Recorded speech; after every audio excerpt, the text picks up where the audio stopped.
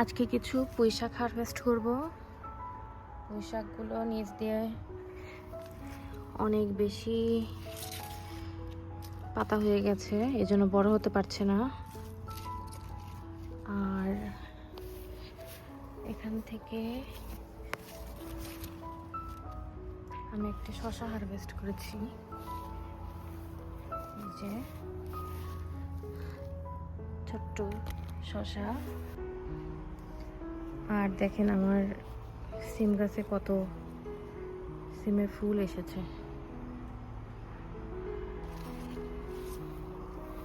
একদম মানে গোড়া থেকে। এই যে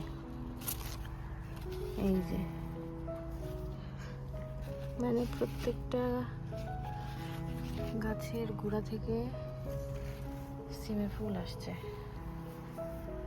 এই যে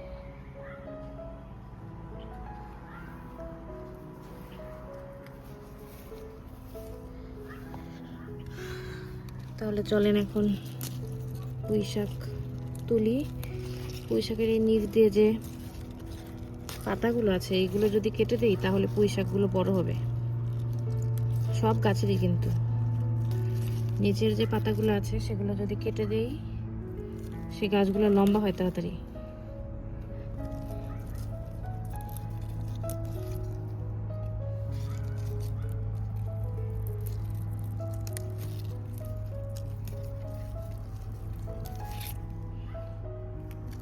আর জায়গা পাবে অনেকগুলো গাছ, যেহেতু তাড়াতাড়ি করে বড় হবে। যেহেতু আমাদের এখানে উইন্টার মানে সামার খুবই ছোট, উইন্টার চলে আসবে, তো তার আগেই তো ওদের বড় হতে হবে। দেখেন গাছটা কেমন করে কেটে দিলাম।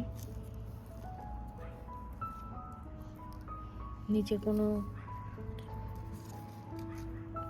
ডগাই রাখবো না, সব গাছেরই এটা দেখেন অবস্থা।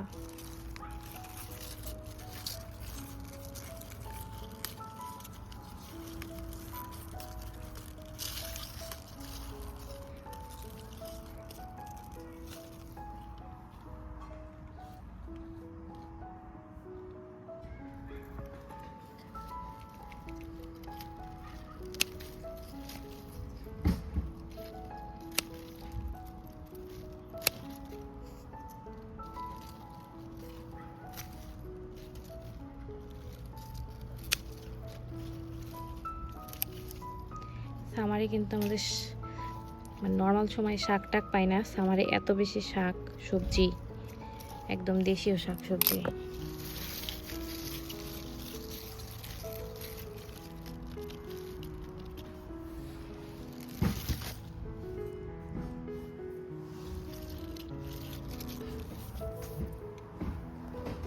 আমি তাহলে সবগুলো তুলি। এই তো সবগুলো পুঁই শাক ছাঁটাই করে দিলাম।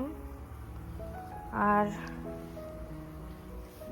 নিচ থেকে পাতা কেটে দিলে কিন্তু যে পোকামাকড়ও কিন্তু ধরে না, এই জন্য নিচটা সবসময় এরকম